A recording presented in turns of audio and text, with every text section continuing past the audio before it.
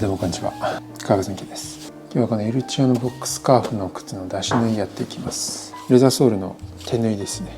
この靴前回は中物やりました。コルク入れて、鉄シャンク入れて、レザーシャンク入れて、そしてコルクを入れる作業を進めました。これまでの作業工程概要欄に貼ってありますので、ぜひご覧ください。そして、レザーソールですね。これオークバークソール、木の樹皮をのタンニンでなめしたソールですね。普通のソールに比べてより耐久性、耐摩耗性が高くなっているやつです。普通のやつよりもかなり時間をかけてなめされるそうですね。でこのオークバーク、最近はイタリアのものを使ってますね。イタリアのこれまた歴史あるピオ・ドゥジーニというタンナーのものなんですが、これに糊を塗って一晩水につけてこういうふうに柔らかくしてあります。まずは靴側にも糊を塗っていきます。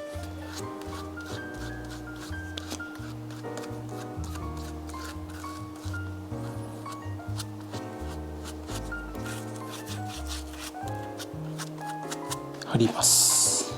ちなみにこのソールはベベルドウエストにする部分と、あと全体ですね、ソールがきれいな造形になるように少し削って加工してあります。なので想定した位置にずれないように貼ります。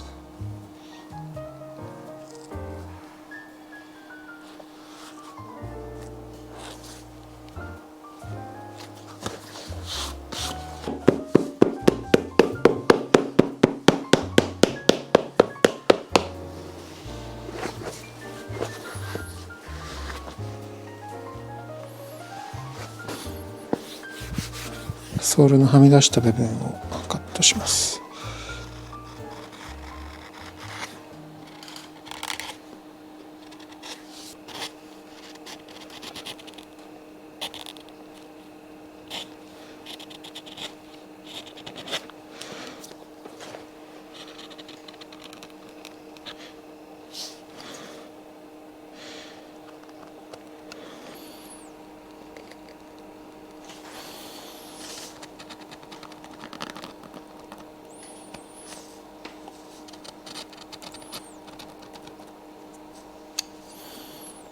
ベベルドウエストにする部分は斜めに切り落としていきます。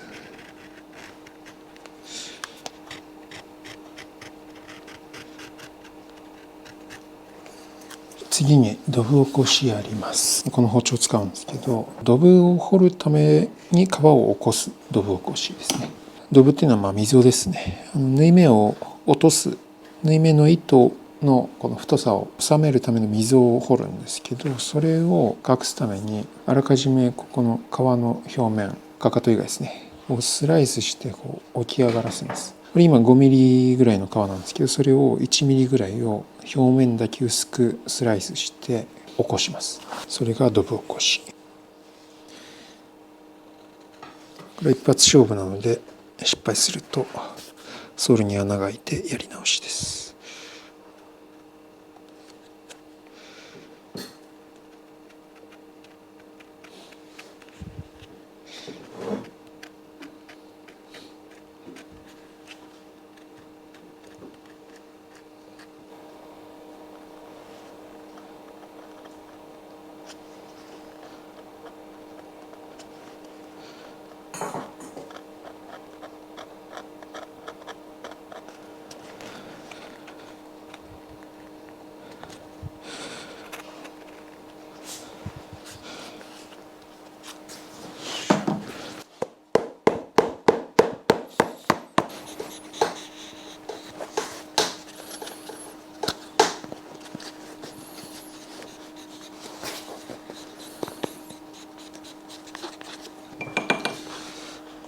ベルトに水をつけます。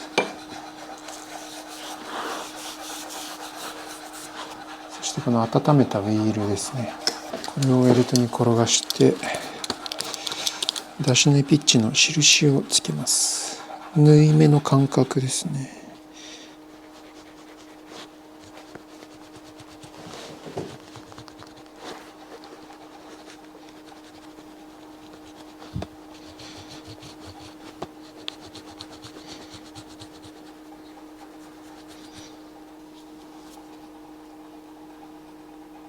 ドブを掘ります。さっきのこの起こしたところに隠れる部分ですね。こっち側から穴開けてこっちに貫通させて出し縫いしていくんですけど、貫通させて穴が開く位置、この部分に溝を掘っていきます。この掘った溝に糸が収まることで、後でこうやってドブを戻した時にソールに全く縫い目が見えずに、ここも平らにボコつかず、綺麗な平滑なソールになります。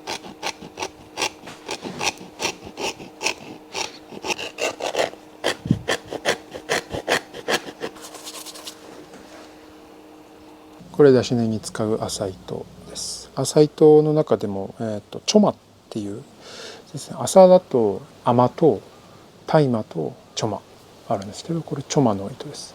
英語で言うとラミーですね。麻はリネン、大麻はヘンプ、チョマはラミーです。日本製の糸でこれが一番使いやすいので使ってます。そしてこれがチャンですね。油と松ヤニとロウを混ぜて作ったものです。このチョマの糸にチャンを引いて、こすりつけて染み込ませていきます。糸の片方をちょっとこういうふうに固定して、ちなみにこのチョマの糸はもともと白いですけど染料で染めてあります。このチャンは革にくっつけてあるんですけど、この革ごと前後させて糸にこすりつけます。今チャンがついたところは糸の色が濃くなったのが分かりますかね。ここ今ついてるとこですね。ちょっと濃くなって光沢が出てますよね。チャンがついてます。この部分はまだついてないですね。ふわふわしてますね。このチャン引きは糸の耐久性、強さですね。テンションに対する強さ。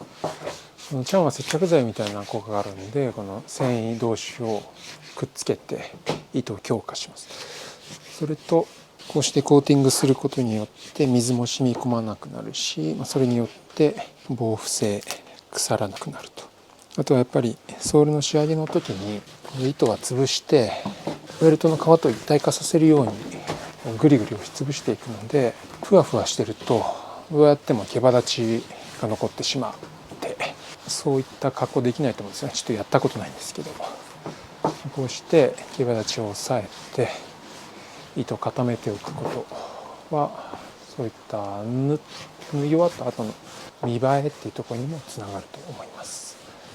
これ今は布に持ち替えて塗り込んだチャンの余計に塗りすぎている部分があるので、それを取りつつ布と糸の摩擦熱を発生させてチャンをこうね柔らかくして糸になじませてます。そして最後にこのロウですね、これ表面に塗ってコーティング。チャンはかなりベタベタするので表面にロウを塗ってコーティングして滑りを良くします。こ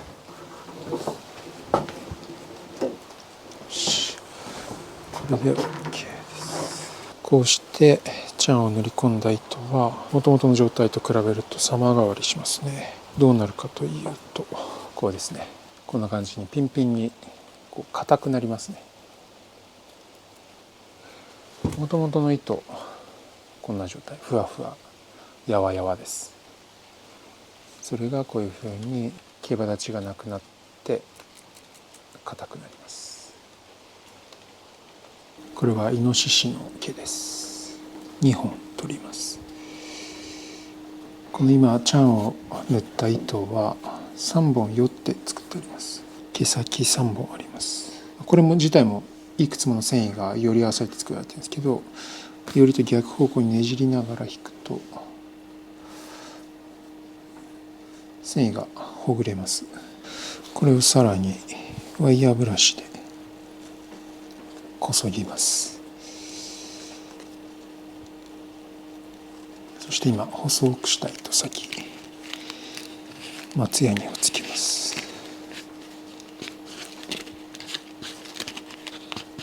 イノシシの毛にも松ヤニをつけます。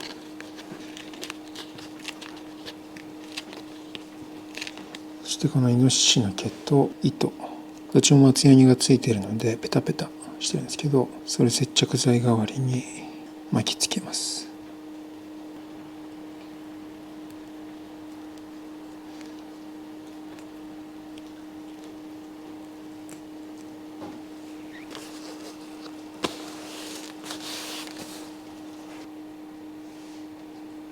縫っていきます。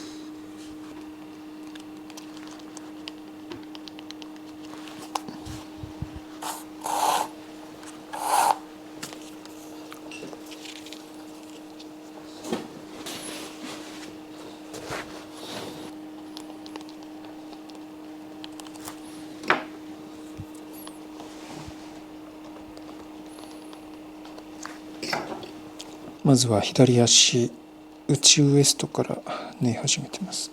ベベルドウエストやる場合、ウエスト部分の縫い目っていうのは隠すので縫い目は見えないんですね。なのでちょっと前の方はさっきウィールかけた細かいピッチで縫ってくるのに対して、このウエスト部分は粗めに縫います。これは見えなくなるから粗めで大丈夫っていうのもあるんですけど、ベベルドウエストやる場合って結構ソールを絞り込んでてものすごく奥まってるので縫うのがだいぶしんどいんですよね。だからこそ手縫いじゃないとこれぐらいの絞り込んだ縫いっていうのはできないんですけど、そういうのもあって少し粗めで縫います。強度的には大丈夫ですね。この部分は屈曲もしないし地面にも触れないので。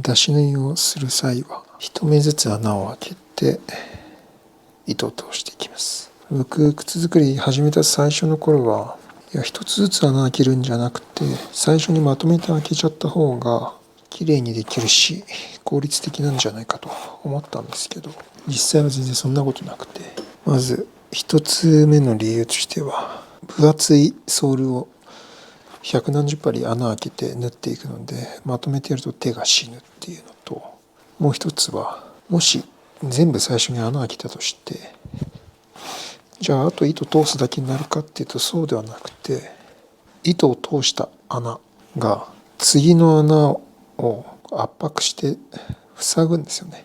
針の穴同士が非常に近いので前の穴に針と糸をね通すともともと穴が開いてた次の穴が閉じちゃう。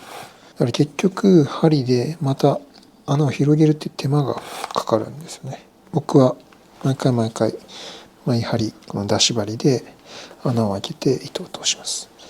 だから出し針はもうずっと手に持ってますね。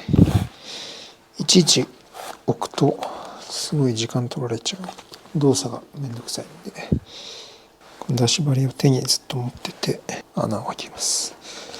そして持ったままソール側とウェルト側からこのイノシシの毛針を差し込んでその先についている糸を通します。でここで柄を使いますね。こっちの手にはグローブ巻いて軽くこう巻きつけて、こっちの右手はこの柄のくぼんでるところに少し絡ませてこうやってグッと引くんです。すくい縫いほどはしっかり引かないんですけど毎針軽く引いていきます。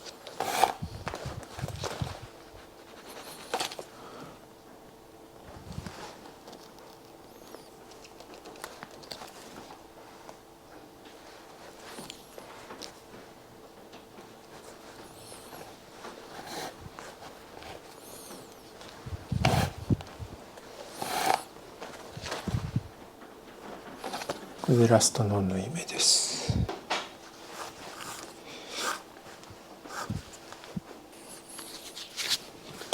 で縫い終わったんですけど今、縫ってたところ裏から見るとこんな風になってます。土木して水を掘った部分の皮が少しまくれ上がってるというか、糸を通した時に少しグッと起きる、ちょっとだけ起きるんですよ。なのでそれをこう押しつぶしてってやるとですね、縫ったままだとこんな感じ、押しつぶしてこんな感じ、ちょっとこう皮が締まって糸がこう少し埋まるような感じがありますね。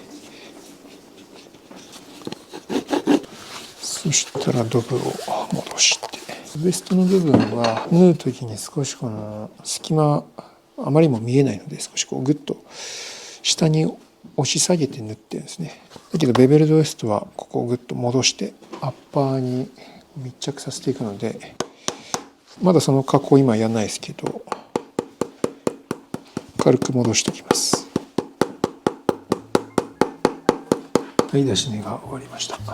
ソールはドブを伏せてあります。これまだ接着とかしてないんですけど、ずっとこうなってるとここの部分結構シワがつくので、なるべく早く戻しておきます。これ小箸上げの時に乗り付けて実際しっかりと接着戻します。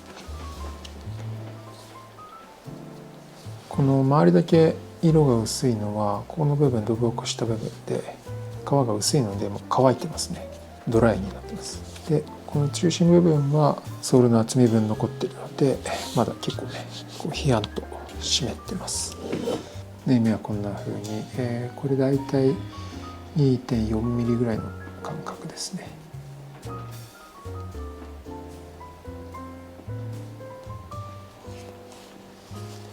このウエスト、外から内側のウエストまでだいたい100数十針になっていると思います。ということで、次はコバの仕上げですね。コバを整えて削って磨いていく作業をやっていきます。それではまた。